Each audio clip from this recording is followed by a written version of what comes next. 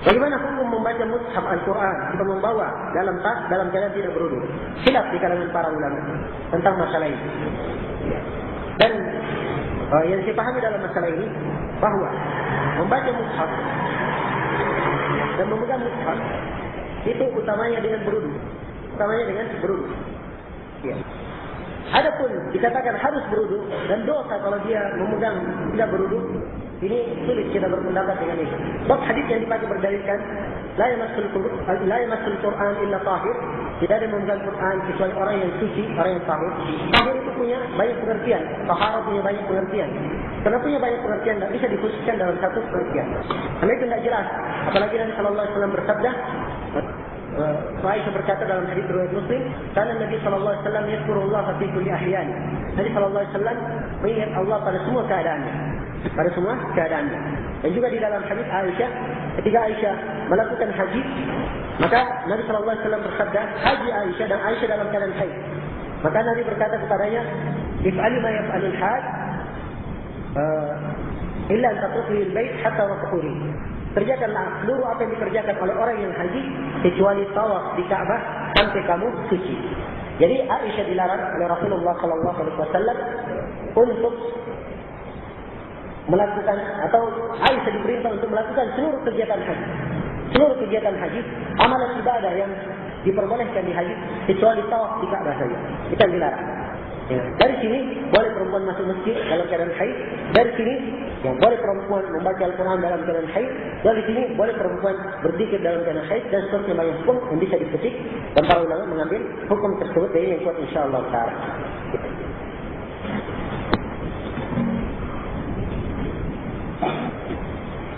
Apakah seorang ketika selesai mandi lalu dia salat tanpa wudu, apakah salat dia syah atau tidak? Tolong jelaskan. Ketika dia mandi, apakah dia niat berwudu? Kalau dia mandi sambil meniatkan dengannya wudu, iya, salatnya syah. Nah, kalau dia niatkan, sebab diterangkan dalam hadis Aisyah riwayat Imam Ahmad An-Nasai dan lain-lainnya, kata Aisyah, kana Nabi sallallahu alaihi wasallam la yaghtasilu ba'da al-ghusl. Adalah Nabi sallallahu alaihi wasallam beliau tidak mandi atau la yatawaddau ba'da al-ghusl. Beliau tidak berwudu setelah mandi. Jadi kalau sudah mandi, beliau tidak berwudu lagi. Ini kata Syekh bin Baz, hadis ini harus dikhususkan dengan hadis innamal a'malu binniyat. Maka disyaratkan apabila dia meniatkan.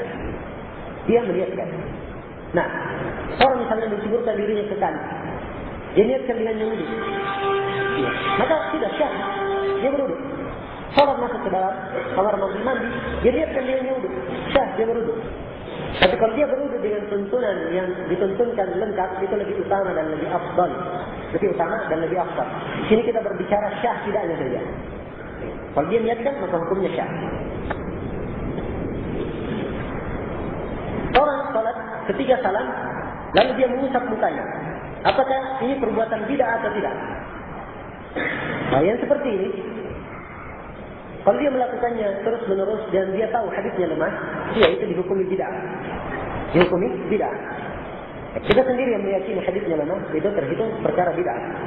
Tapi para ulama khilaf dalam hadis tersebut. Al-Hafidz Ibnu Hajar menghasankan hadisnya dari seluruh jalan-jalannya dalam Bulughul Maram. Dan Syekh Al-Albani seingat saya melemahkan hadisnya, dan juga Syekh Al-Muqbil melemahkan hadis tersebut. Dan ini yang kuat, mengusap tangan atau mengusap kedua muka setelah berdoa itu tidak ada dalil syar'i atau tidak ada dalil sahih yang menunjukkan tentangnya. Yang ada cuma hadis yang lemah saja.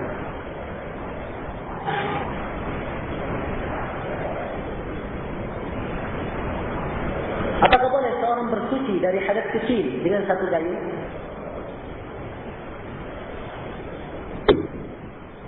Dengan satu gayung. Ya boleh saja.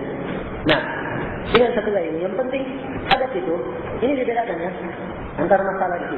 Masalah tentang dua kullah itu masalah sifatnya tidak masalah air. Yang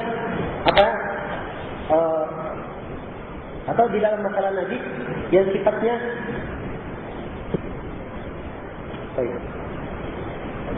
atau sulit mungkin kalau dipahamkan dengan cara ini. Ini agak panjang. Atau sekalian saja kedua poin. Saya katakan begini, bahwasanya yang kuat di kalangan para ulama tentang masalah mencuci atau berbersih dari hadas, seseorang itu kapan dia siram dan hadatnya sudah hilang semua, sudah hilang hadatnya, maka itu sudah cukup.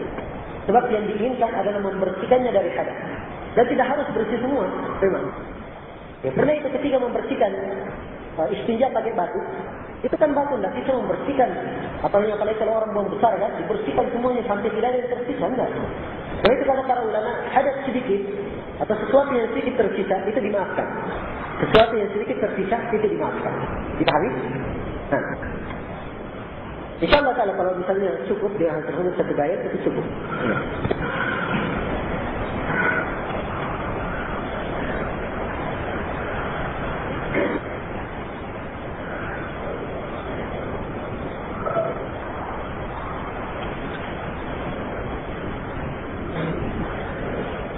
Saya mau tanya, bagaimana hukum onani?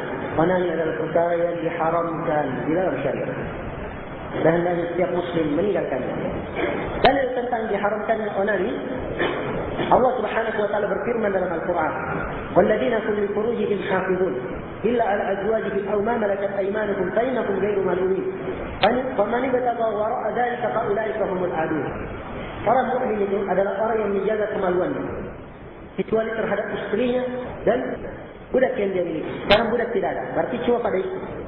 Selain dari itu, ya dikatakan siapa yang mencari selain dari itu, maka dia telah melampaui batas. Dan seorang kalau belum mampu nikah, bukan disuruh nangis, tapi disuruh untuk menjaga kehormatan diri. فَلْيَسْتَعْفِفِ الَّذِينَ لَا يَجِدُونَ نِكَاحًا حَتَّى يُغْنِيَهُمُ اللَّهُ مِنْ فَضْلِهِ. Hendaknya orang yang belum mampu nikah istighfar menjaga kehormatan dirinya sampai Allah memberikan kecukupan kepadanya. Dan dalam hadis Ibnu Mas'ud yang diriwayatkan oleh Imam Al-Bukhari dan Imam Muslim, Rasulullah sallallahu alaihi wasallam bersabda, "Ya ma'asyara asy-syabab, sekalian anak muda, man istata'a minkum al-ba'a falyatazawwaj." Siapa di antara kalian yang punya kemampuan al-ba'ah? Al-ba'ah di sini ada dua penafsiran ya. Ada yang mengatakan al-ba'ah mampu untuk melakukan itu. Dan ada yang mengatakan al-ba'ah itu adalah mampu memberikan nafkah, atau mampu di dalam masalah kehidupannya. Dan ini yang dikuatkan oleh Syekhul Islam Ibnu Taimiyah, penafsiran yang terakhir. Sebab kalau yang diinginkan mampu itu, maka rata-rata laki-laki mampu, anak muda mampu. Nah, maka yang diinginkan al-ba'ah dari sisi kemampuan. Maka kata beliau, siapa di antara kalian yang punya al-ba'ah, maka hendaknya dia nikah. Dan siapa? Sebab nikah itu aghaddu lil basar wa ahsanu lil farj, lebih menundukkan pandangan dan menjaga kemaluan. Dan siapa yang belum mampu, maka alaihi bis-saur, hendaknya dia berpuasa. Fa inna lahu wijah. Berpuasa itu adalah humus syahwat. Disuruh puasa kalau tidak mampu, bukan disuruh onani. Nah, karena itu tidak benar fatwa Imam Syaukani. Memang Imam Syaukani memberi fatwa bolehnya onani dalam keadaan darurat. Itu termasuk dianggap kekeliruan beliau. Ya, rahimahullah ta'ala. Syekh Mukbil punya bantahan khusus terhadap Imam Syaukani dalam masalah ini. Iya.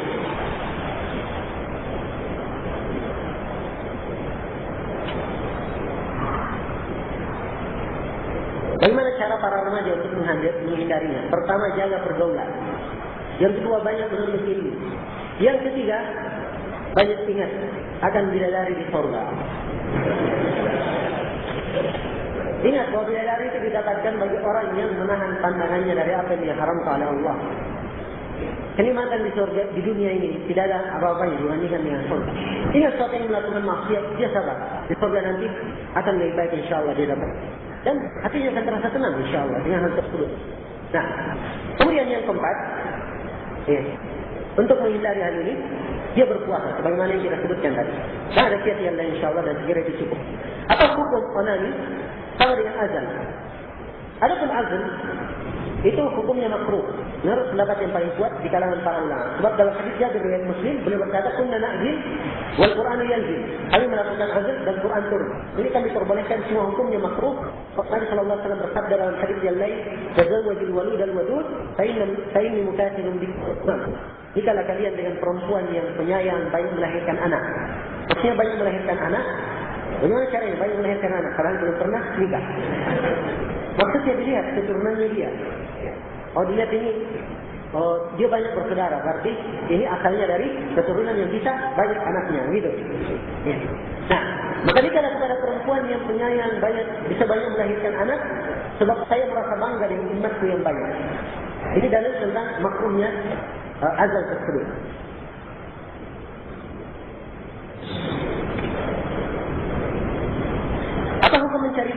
dengan memakai proposal.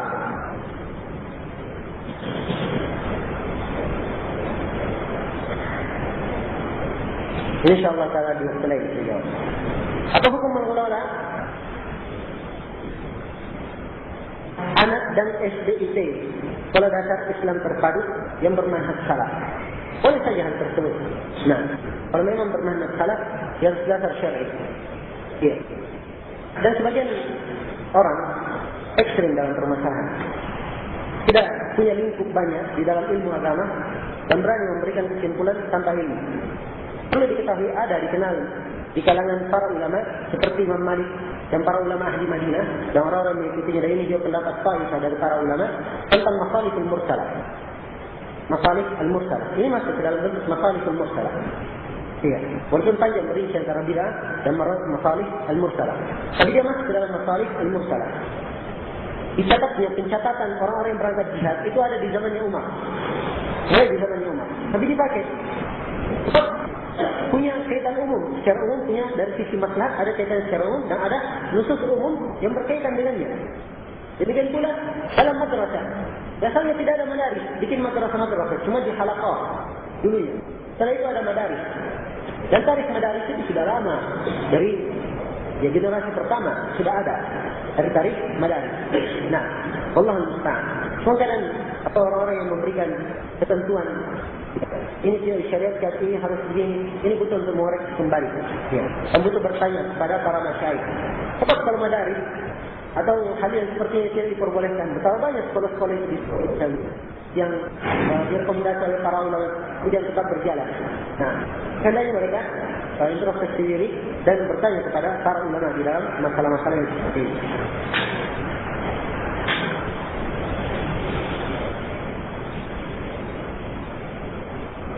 Sebenarnya kalau menurut Ustaz saya, kalau melakukan tasbih dalam menjelaskan asma dan sifat Allah, yaitu saat menjelaskan sifat Allah Al-Akbar yang Maha Besar, berarti ini kalau menjelaskan. Ini bukan kaitannya dengan saya, kaitannya dengan Ustaz saya. Ya. Nah, itulah seperti itu orang-orang yang tidak jelas bentuk-bentuk tahdirnya, hanya berita-berita burung sana sini dan tidak punya rasa takut kepada Allah, akhirnya kabarnya miring semua. Ya sampai. Nah, kemudian masalahnya juga orang-orang memberikan hukum dan mereka sendiri tidak paham asma wa sifat. Salah dalam asma wa sifat tadi. Wallahul musta'an. Dan ini saya sudah terangkan dalam satu kasus tersendiri, bisa antum dengarkan. Ada penjelasan sedikit. Ya, saya telah terangkan sedikit berkaitan tentang hal tersebut di dalam nasihat terhadap mereka yang melampaui batas.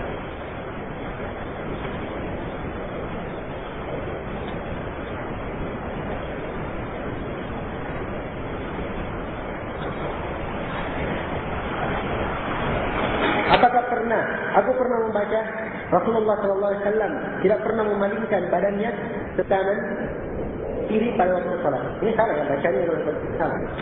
Sebab hadis-hadisnya dalam riwayat Bukhari dan Muslim. Ya. Buka Sahih Bukhari di akhir kitab salat akan dapat insyaallah tentang hal ini. Dan para sahabat, sebagian sahabat itu senang berada di sampingnya Nabi. Sebab Nabi kalau balik, beliau balik ke arah kanan. Beliau balik ke arah kanan. Nah,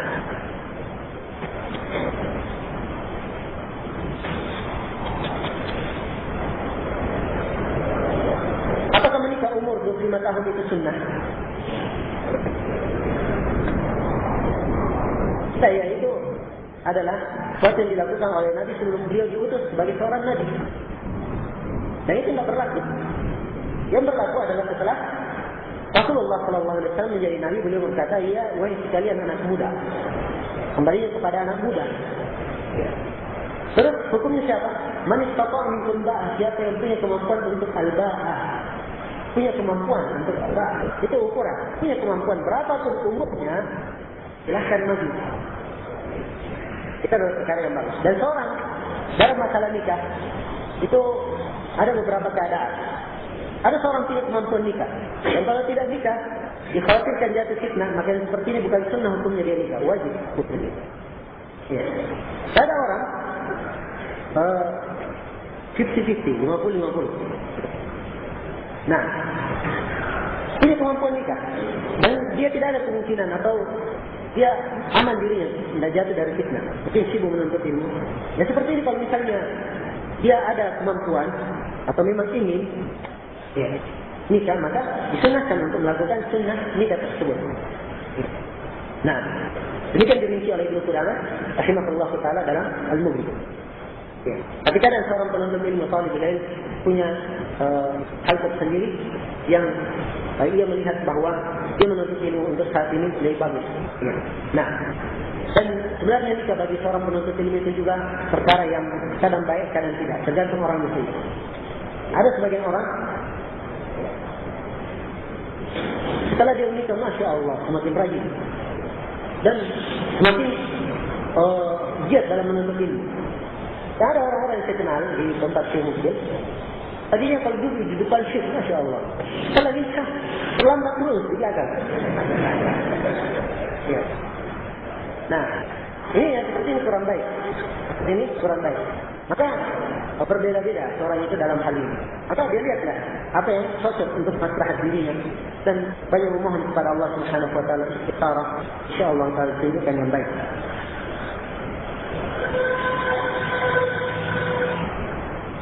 Bagaimana hukum memotret orang atau hewan? Merekam pakai CD. Ya. Yang saya ketahui ya, yang membolehkan hal ini di zaman ini itu cuma Syekh Ibnu Utsaimin rahimahullah taala. Itu diselisih oleh ulama yang lain, Syekh Baz, bukan Syekh semuanya melakukan. Bagaimana hukum menikahi wanita yang kafir? Khilaf di kalangan para ulama. Ya. Dan yang saya tahu dari Syekh Muhammad Al-Imam ya, bahwa hal tersebut adalah perkara yang dibolehkan. Perkara yang dibolehkan kalau dia punya rasa aman dalam agamanya. Walaupun dia sendiri memandang bagusnya ditinggalkan. Bagusnya ditinggalkan. Nah,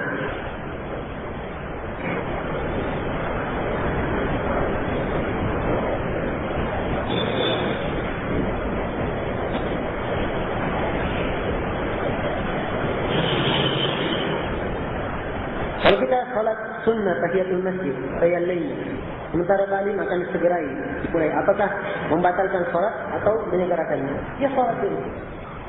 Ya salat. Nah, ya salat, selesaikan salat, setelah itu ikut ta'lim. Demikian. Sebab Nabi SAW ketika seorang masuk, dia dalam keadaan khutbah Jumat, khutbah ini ta'lim dalam posisi yang posisi yang beda dengan ta'lim yang lainnya, ta'lim khusus, ya kan? Khutbah Jumat, tidak ada orang masuk, belum salat langsung duduk, kita orang nanti duduk, salat tahiyatul masjid.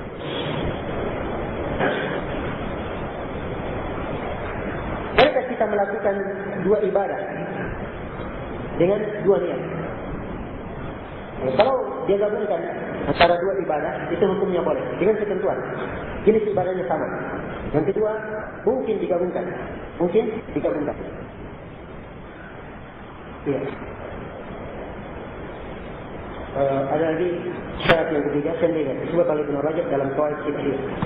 Ala kulli hal, dikasih contoh oleh para ulama, seperti misalnya tahiyatul masjid dan salat sunnah 2 rakaat sebelum subuh.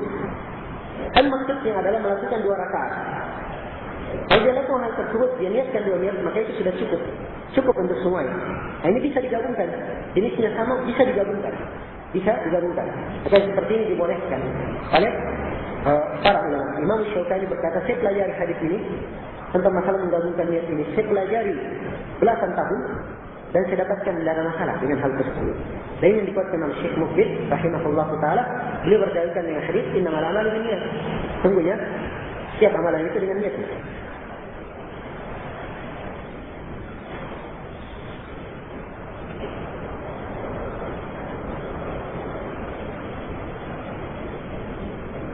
Sebutkan bahawa Ikhwanul Muslimin Hizbut Tahrir adalah firqah yang sesat. Apakah Muhammadiyah versi NU Hidayatullah sama? Iya, hukumnya sama. Cuma kita diingat ya Ikhwan, hukum umum beda dengan hukum orang per orang. Itu harus diketahui. Ini juga sebenarnya termasuk kaidah dalam tahdid. Ada disebut jemaah ini, misalnya jemaah tabligh, misalnya jemaah ahli bidah. Ya kan? Tapi orang per orang dalamnya belum tentu mubtadi. Orang yang tahu manhajnya jemaah tabligh, dia tabanna dan meyakini jemaah tersebut, maka ini yang dikatakan ahli bid'ah. Tapi orang yang tidak tahu, kadang dia menginginkan kebaikan tapi tidak tahu, ini diingatkan.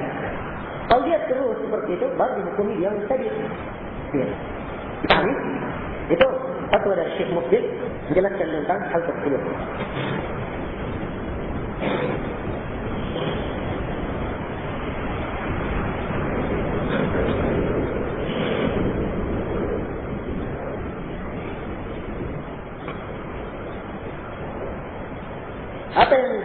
Apa yang harus dilakukan sehabis salat menurut sunnah supaya tidak berbuat bid'ah? Setelah salat adalah zikir. Nah, dia berzikir dengan ketentuan zikir yang dituntunkan oleh Rasulullah. Dan jangan melakukan perkara-perkara seperti mengangkat-angkat berdoa berjamaah, kemudian berdoa mengangkat tangan di atas ini adalah perkara yang tidak dibenarkan. Tuntunan zikir itu ada. Dan alhamdulillah disebutkan di majalah Nasihat yang kemarin sudah terbit, sebut tentang tuntunan zikir yang sahih. Ada beberapa zikir yang hadisnya lemah seperti membaca La ilaha illallah wahdahu la syarika lahu hamdu tadi surat maghrib salat. Ini hadisnya lemah. Ya. Itu kita tidak sebut. Juga beberapa zikir yang lain ada kita pandang lemah juga itu. Kita hanya sedikit pasti.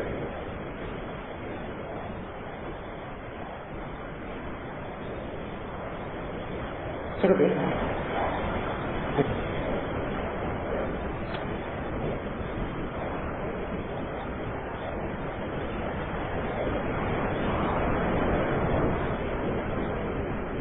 Tanya. Kira cukup dulu sampai sini? Hah? Ini cukup. Hari ini memang materi banyak berkaitan dengan pokok. Jadi kita agak lambat hari ini. Baru berapa poin dari 9 poinnya. Nah, insyaAllah nanti hari besok kemudian kita ambil kitab ini. Dan saya sendiri berusaha untuk menyelesaikan kitab ini selama 3 hari. Memohon kepada Allah taufik dan hidayahnya. Wassalamualaikum jami' lima yuhibbuhu wa yarda. Sallallahu alaihi Muhammad wa ala alihi wa sahbihi sallama tasliman katsira. Wa subhanakallahumma wa bihamdik asyhadu an la ilaha illa anta astaghfiruka wa atubu ilaik. Walhamdulillahi rabbil alamin. Assalamualaikum warahmatullahi wabarakatuh.